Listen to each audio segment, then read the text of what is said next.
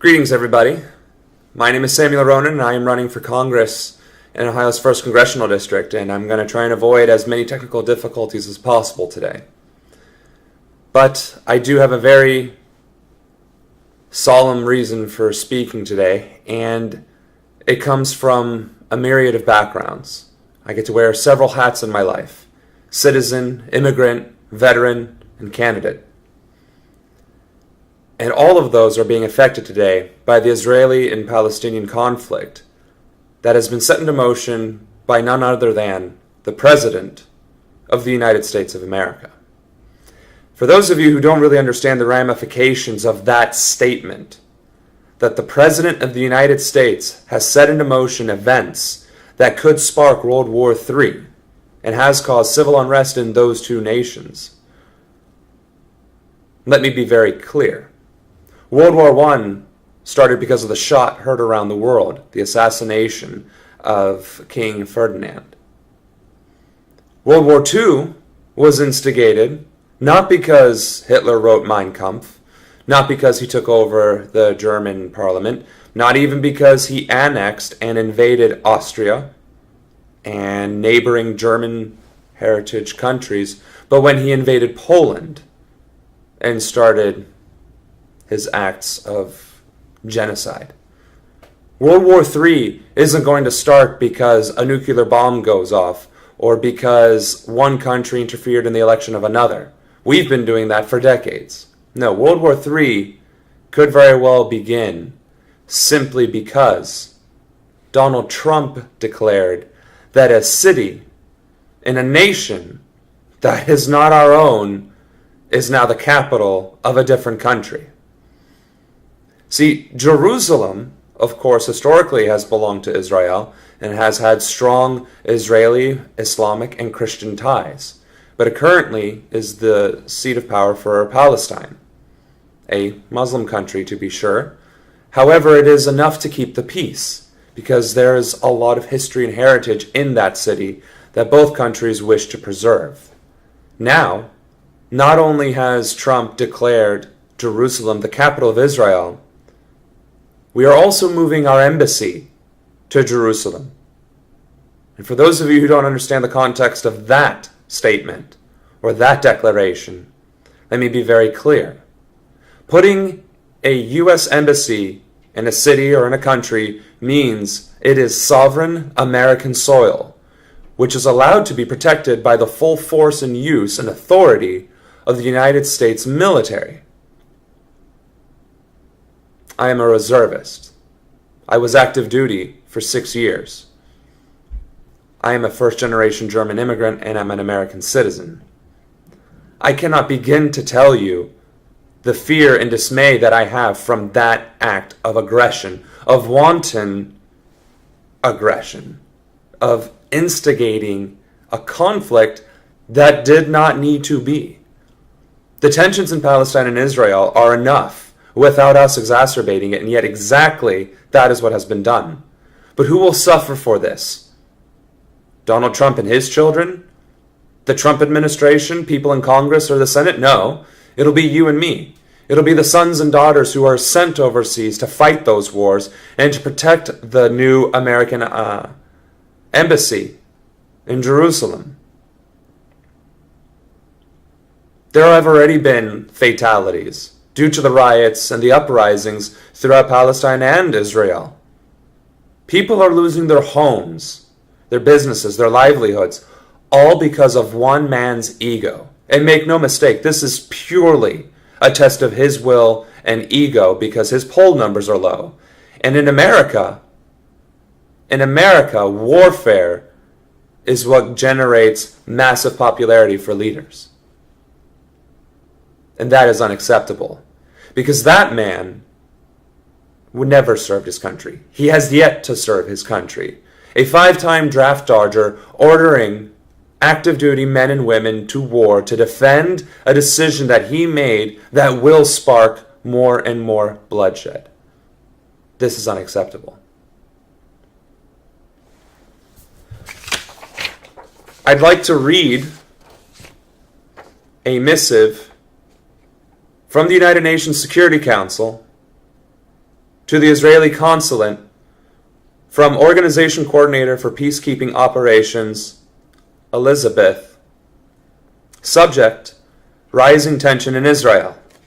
To whom it may concern.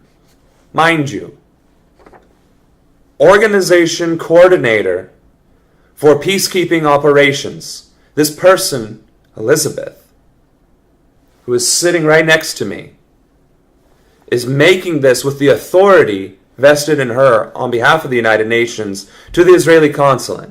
These are her words. Upon the declaration of Jerusalem as the capital of Israel, the United States will be moving the embassy over to Jerusalem. I'm writing to inform you that the rising tensions in this area may prevent peacekeeping operations, and if we are to move forward with peace agreements and accords, there needs to be action towards diplomacy. Following the administration's declaration, there were fires in Bethlehem, Nazareth, Acre, and parts of Jerusalem.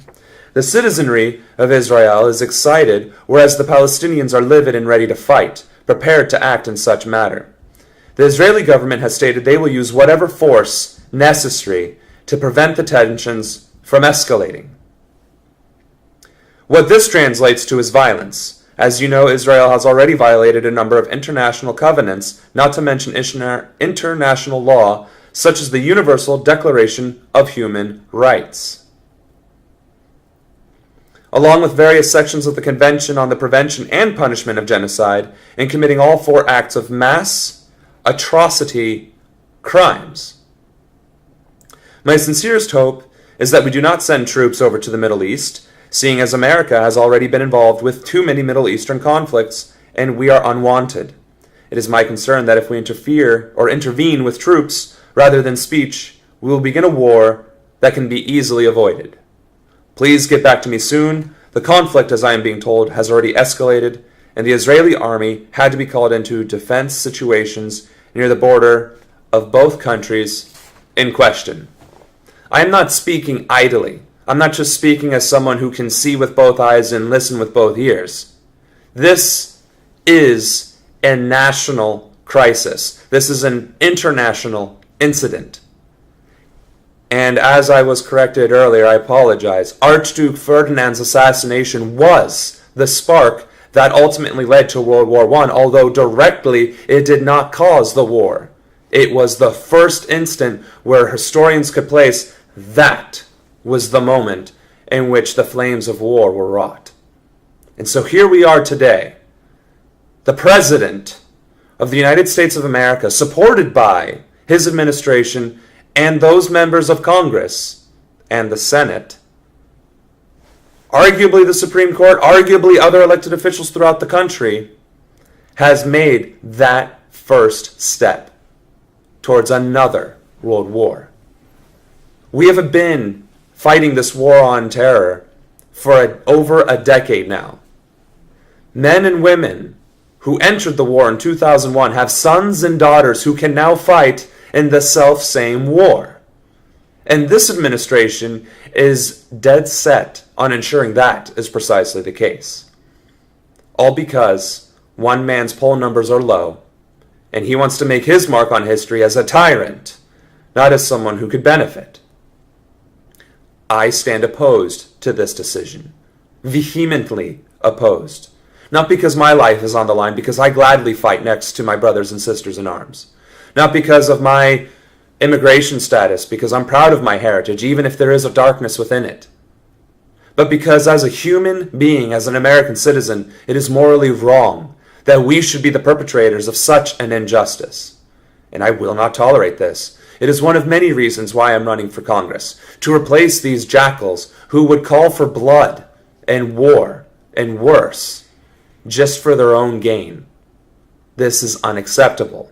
We cannot allow this to continue. We cannot tolerate this to continue. And we must make any stride, any stance that we possibly can to prevent it from going further than it already has. That is why I call upon anyone who may be watching, anyone who might be listening, to write, to call, to do whatever it is against your congressmen and senators, to blow up the White House phone lines and email lines with as many messages as possible, to just oversaturate and inundate them with messages and outrage at this unbridled breach of power and authority. This is not who we are. This is not the American dream, and this does not benefit the United States of America or her allies. In fact, it causes nothing but conflict and destruction for all those involved.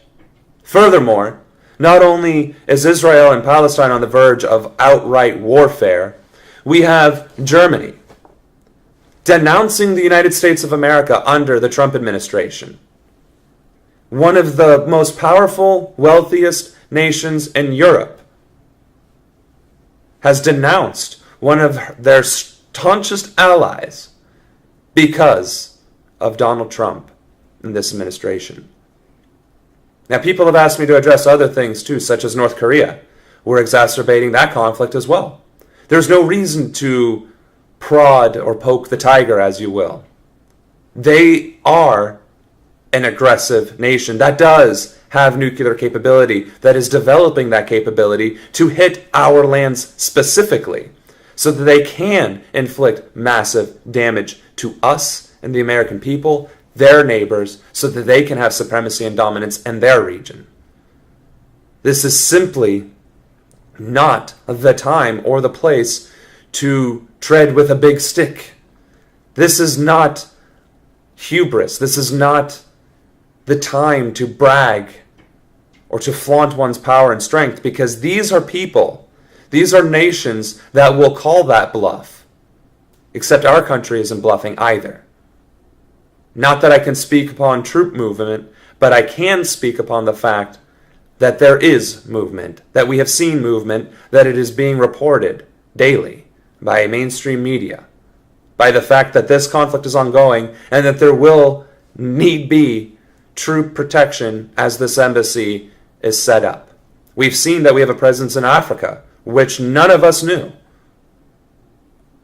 And yet here we are today, proliferating a war and a presence in the Middle East where we do not need to be. We could instead be focusing all of this time, energy, and money on our country, on our infrastructure, on our healthcare, education, clean energy, raising the minimum wage, enforcing laws and standards that will benefit the millions. Instead, we are trying to create more and more acts of war and aggression. This is not acceptable. And if you feel the same way, then you must get active in politics. This is not the time to sit on your laurels and think, you know what? Politics isn't for me. I think it's all silly. Republicans, Democrats, they're all the same. Why should I even bother? If you don't want to be drafted into World War III, that would be a good reason.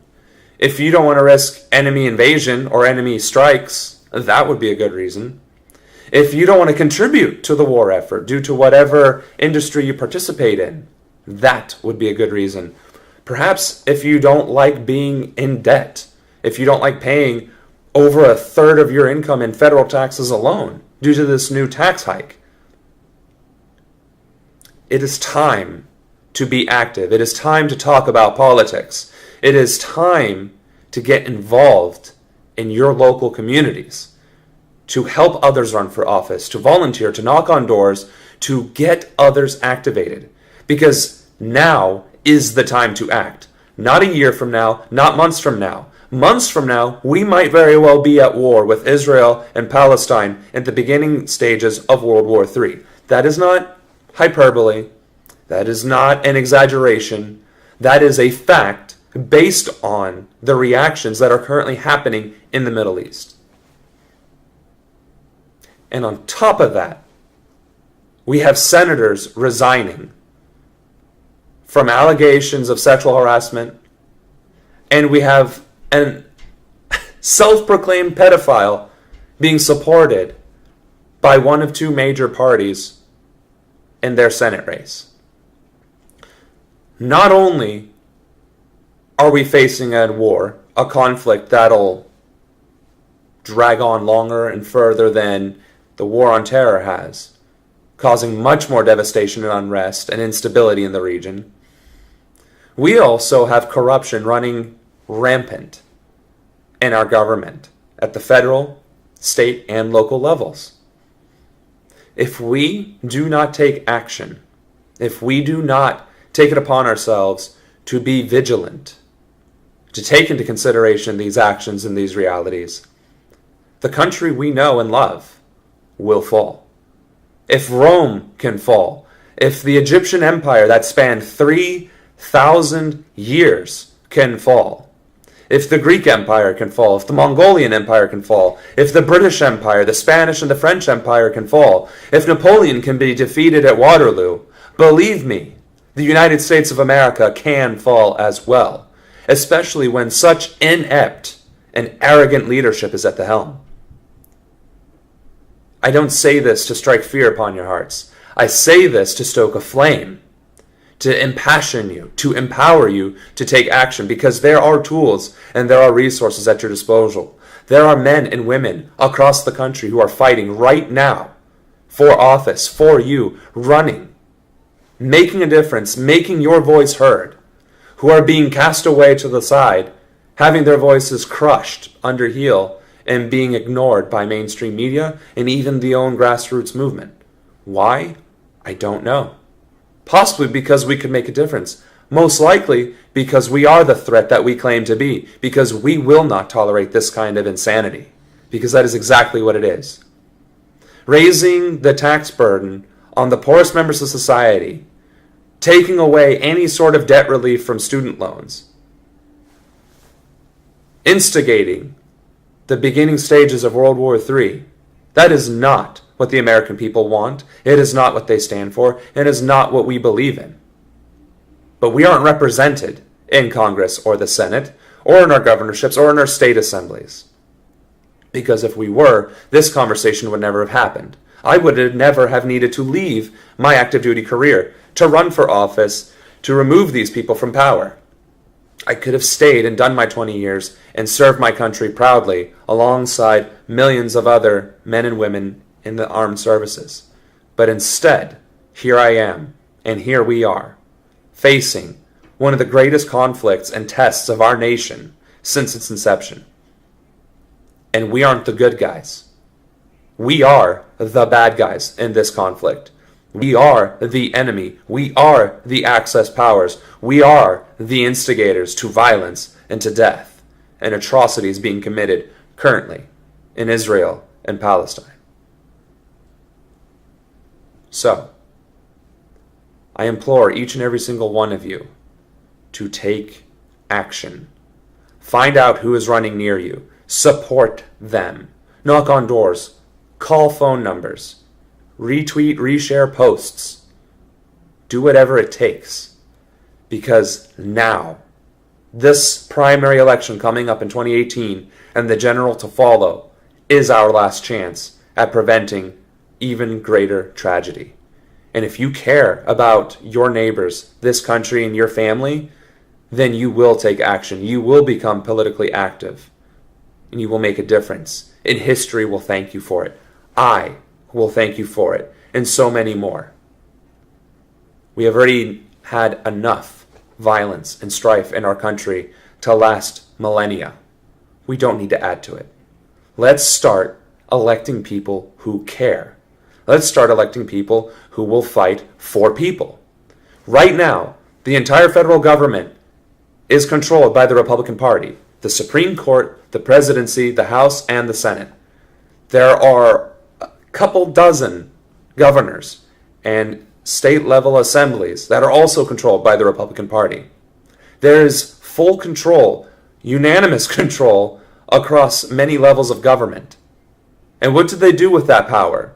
The Trump administration could tomorrow pass universal health care, universal education, a means to get to clean energy within a 5 or 10-year plan, raising the minimum wage, tying corporate profits into wages and salary, withdrawing our troops from the conflict and the war on terror, forgiving debt, tuition student debt, and improving the livelihoods of the middle class through countless other means and measures. And instead, they're doing the opposite. They have the power to truly make this country great again. They have the means to bring us back to our golden age, where we were the envy of the world, where we did have the best schools, the best education, the strongest military, the best scientists. We made it to the moon thanks to policies put into place by Eisenhower and FDR. We had the strongest economy and the most enviable nation in the world for decades, for generations, because of policies that enabled the middle class to participate in the economy, to grow, to nurture their loved ones and their children, and to give them the tools and resources necessary to succeed in life. That is what we need to do. That is what could happen today if Paul Ryan, Mitch McConnell, Donald Trump, Pence, all the rest of them would finally represent Americans. And until they do, we have to fight and we have to replace them. This is a call to action. We can no longer stand idly by. We can no longer be bystanders. We cannot afford to be disenfranchised voters. We cannot be the 46.9% who did not vote. If we don't vote, if we don't participate, they will remain in power, and this conflict will continue. And the blood will be on our hands, and the hands of those who stood by and said, "This is not my problem." I don't know about you, but I know that is a guilty conscience that I could not bear. That is not a burden that my shoulders can take. And I don't think the American people feel the same way. I don't think the American people want war. I don't think they want to suffer and lose their loved ones because they couldn't afford health care or food or insurance. When people suffer, our country suffers. And we have the strength, the numbers, and the will to take back power for us, for the people, so that our children have a future that they can be proud of and that they can thank a generation that came before or before then that made it possible. That's why I'm running. That's why many of my peers are running. That's why I'm making this stream, to address this insidious behavior. The congressman in my district, Steve Chabot, voted for this tax reform bill. He is voting and supporting this switch from Tel Aviv to Jerusalem. He is supporting all of these horrific policies that the Trump administration is pushing and will ultimately devastate the American people. And that is replicated all across the country. You can name on one hand the number of elected officials who do not support these policies and who have been vocally against and opposed to them. My congressman is not one of them, and I'm willing to bet yours isn't either. So replace them, run against them, vote them out of office, primary them, and defeat them, and ensure that they do not have a chance at success. That is the mission. That is our goal. And I look forward to standing side by side with you all. That's all for my address. I will field some questions and concerns at this time.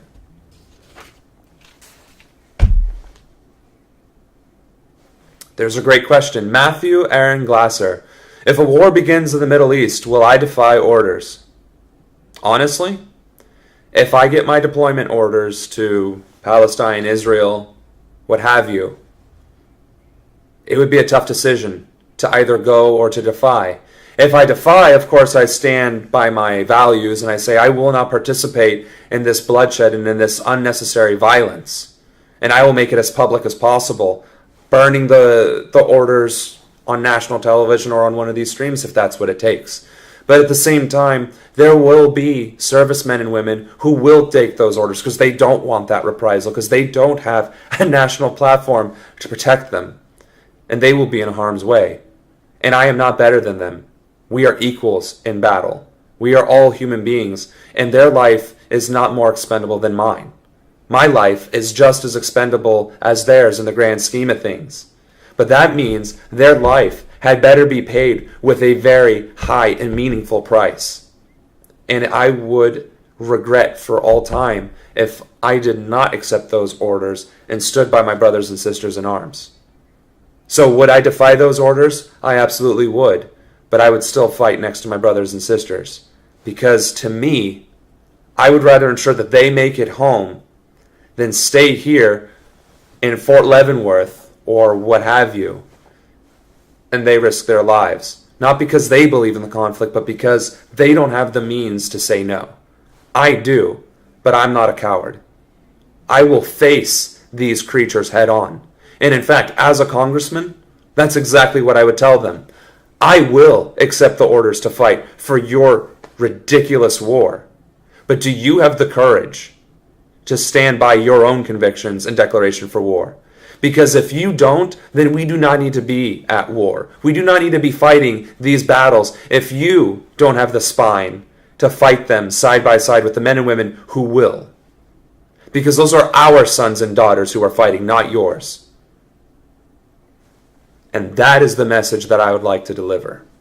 That is the message I hope to deliver on the congressional floor, on the House floor this time next year or sooner. Because that is the message that so many people need to hear, especially those who currently reside in office. Do not send others to fight your war if you're the one who wants it. If you're not willing to die for what you believe in, then you don't believe in it. If you're not willing to die while others risk their lives, then you have no right to spend it.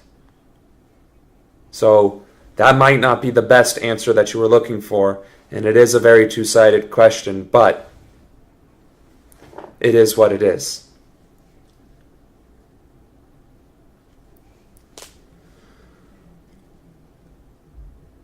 Robert, you're not wrong. So many fronts to fight. Global, environment, pharma, contractors, and so many more. That's why it's imperative that candidates that represent American values, the 21st century New Deal, right? Universal healthcare, education, fight for 15, profit sharing, clean energy, infrastructure, legalizing hemp, enforcing women's rights, because apparently that's still necessary, as well as enforcing minority rights, because that's still necessary. It's not going to happen unless people like me, people like those progressives fighting, get elected into office. And until that happens, we can say we will run on our values and fight for what we believe in, but unless we win, it's empty rhetoric. If we don't win those elections, we may as well have never ran in them in the first place, because the incumbent will win. That's the reality in our country. Incumbents win 97% of their re-election bids. We have to end that statistic.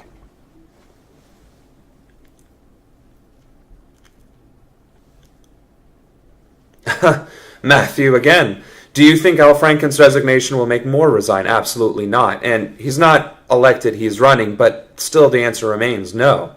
And here's the thing. I saw a post earlier that said, just because the Democrats caused their leadership to resign and do the right thing doesn't mean it's going to cause the Republicans to do the same. All it's going to do is weaken the Democrats and allow the Republicans to bolster their defenses. And that's a very factual statement. It's one that I grudgingly agree with, unfortunately.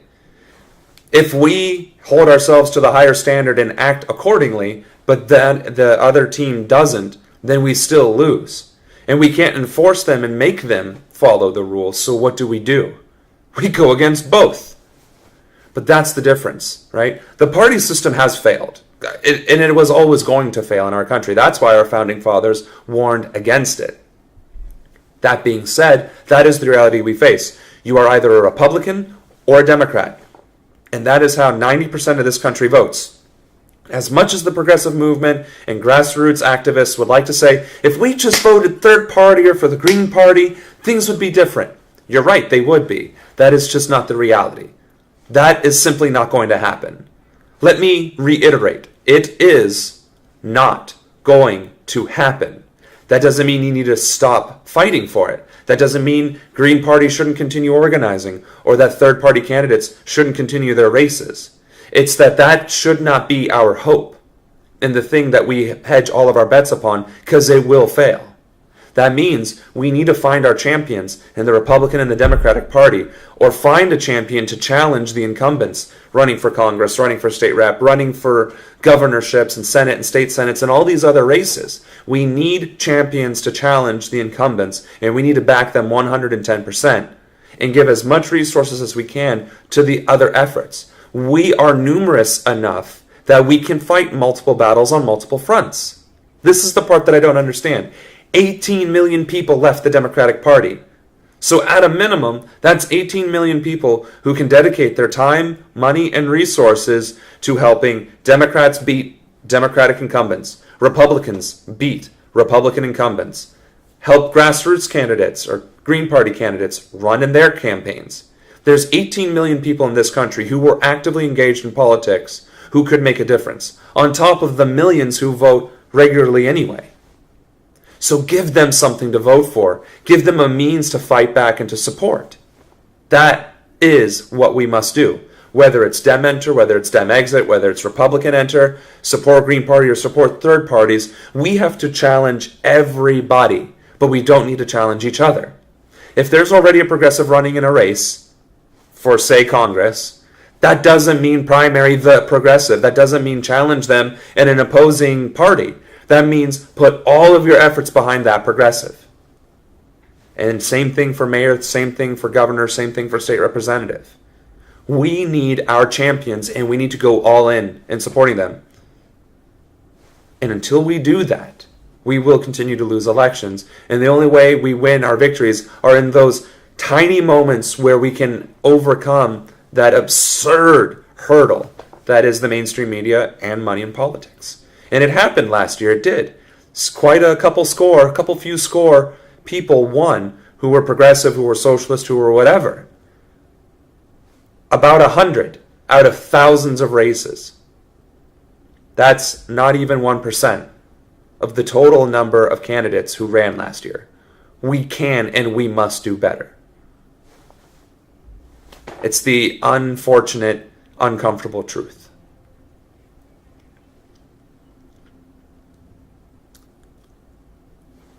Country before party, precisely.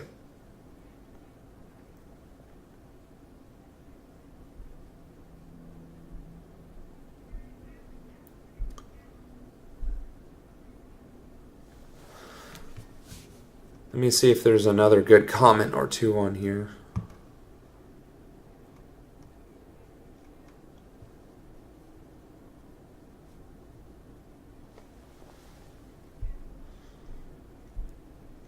I think I will make one more address or answer one more question. I didn't intend for this to be an hour-long stream.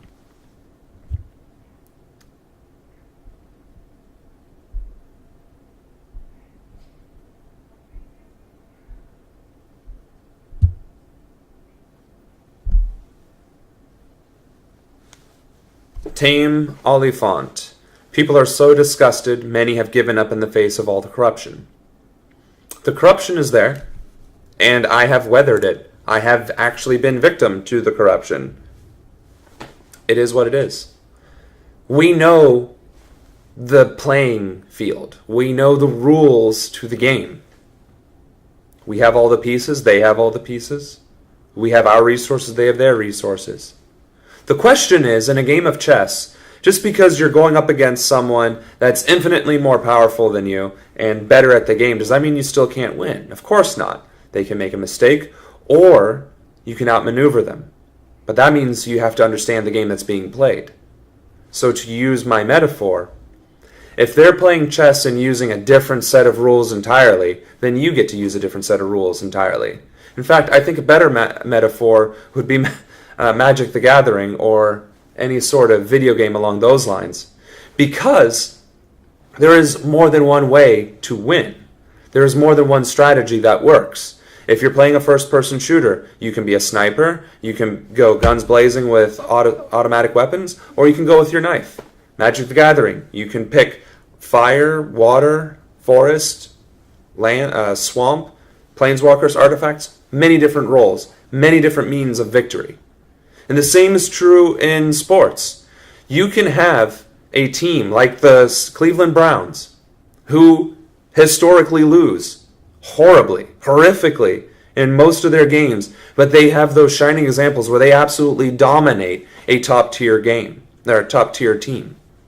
Or you have a star athlete, a star quarterback, a star point man in basketball, who shoots all the hoops, makes all the points, but they get hurt. Or they have the entire team blocking them, and then they lose because they only have the one person making all the points. We have to find what strategy works. We have numbers. We have a free and open internet for now. And we have the means to organize. We have the energy and the passion to organize.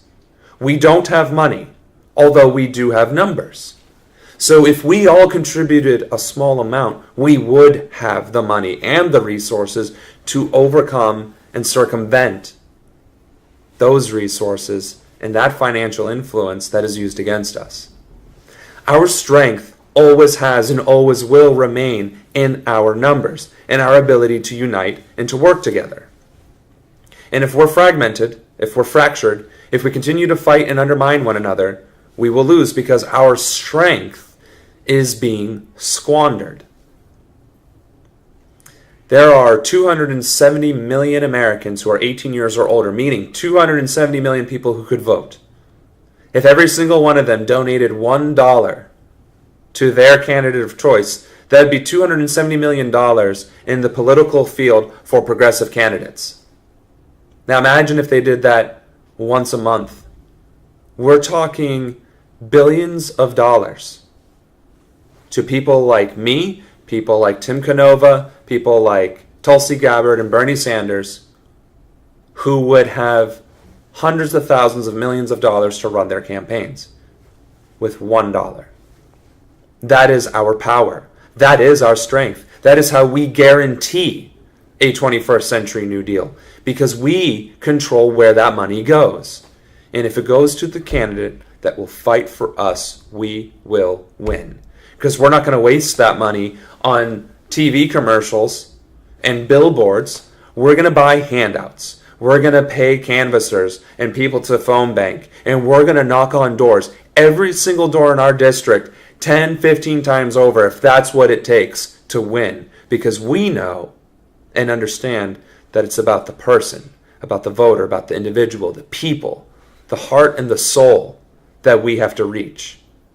And the best way to do that is face to face. So with that, I hope... I'm sorry. I was going to say, are you taking our voice questions? Actually, I could take an Our Voice question. Okay, so Mark wants to know, is Our Voice active in Southeast Ohio? That's Athens and Hocking Hill. So, Our Voice as an organization is active across the country. That being said, it is a growing organization, meaning there is room for leadership to emerge and to step up. We don't have offices, so to speak, in every city, every county, every state, right? What we have is a strong social media presence, and we have certain pockets where there is boots on the ground personnel that can help you, that do go around canvassing, that do go around and help organize and set up events. But unfortunately, it was started in February. The candidate directory, I think, is maybe a few weeks old, and the app is about a month and a half old now. And the knowledge of both is still growing and building that momentum.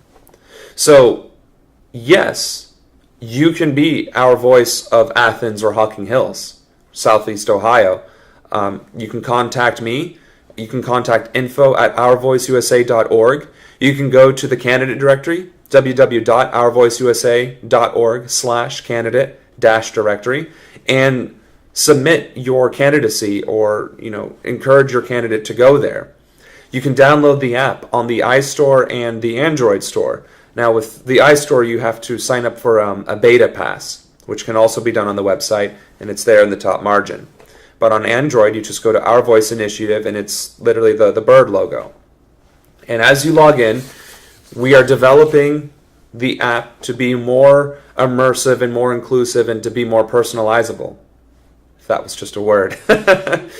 And the goal is you answer your survey and you're going to be able to cross-correlate that survey with the answers from candidates, which is why we're not arbitrarily uploading candidates to the directory. We're encouraging candidates to put their own information on there because we don't know where they stand on the issues.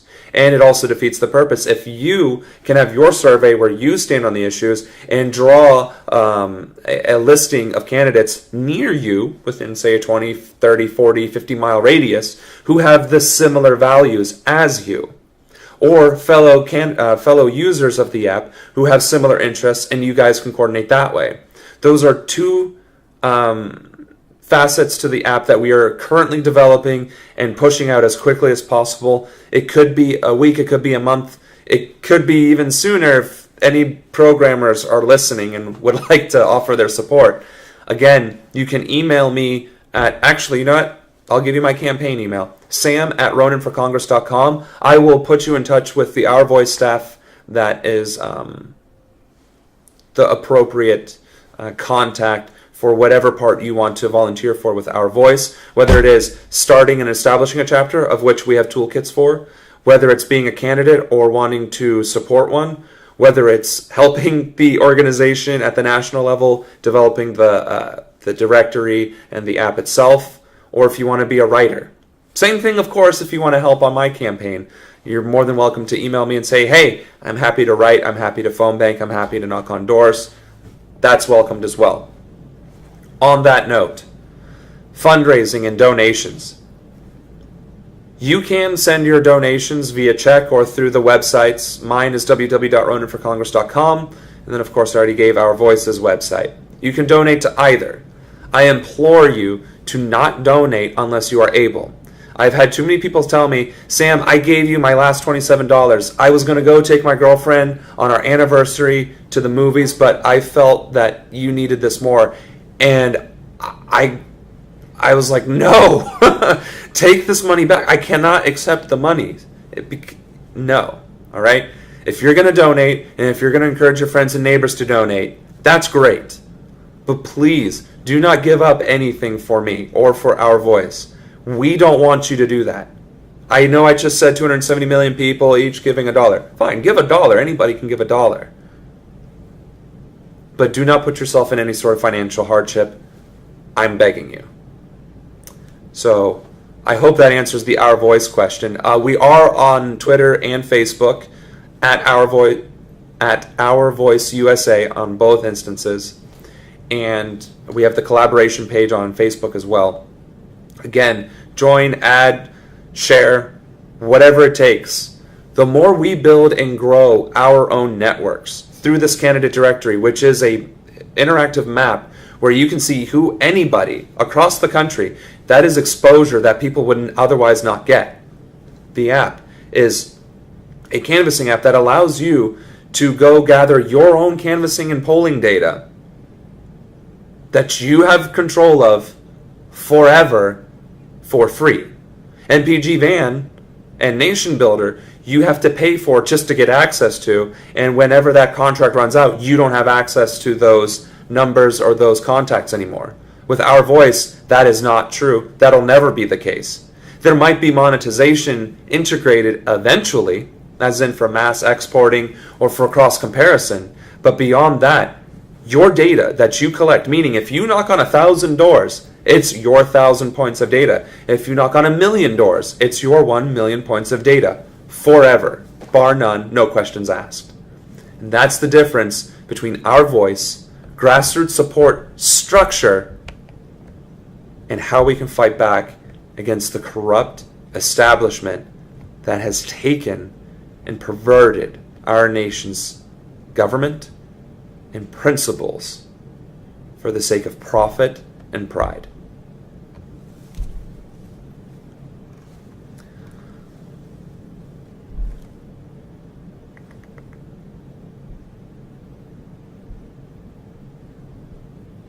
So I think that'll be a great end to this discussion.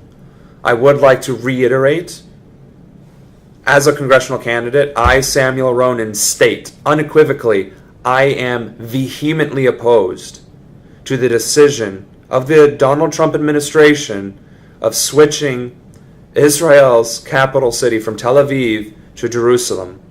I condemn the violence that is occurring in those two countries because of this act. I condemn Roy Moore for running for Senate. He is disgracing the Republican Party more than it disgraces itself. I condemn the tax reform bill. And I do applaud Senator Al Franken for resigning and doing the right thing. My name is Samuel Ronan. I am running for Congress, and I hope to work with you soon. Take care, everybody.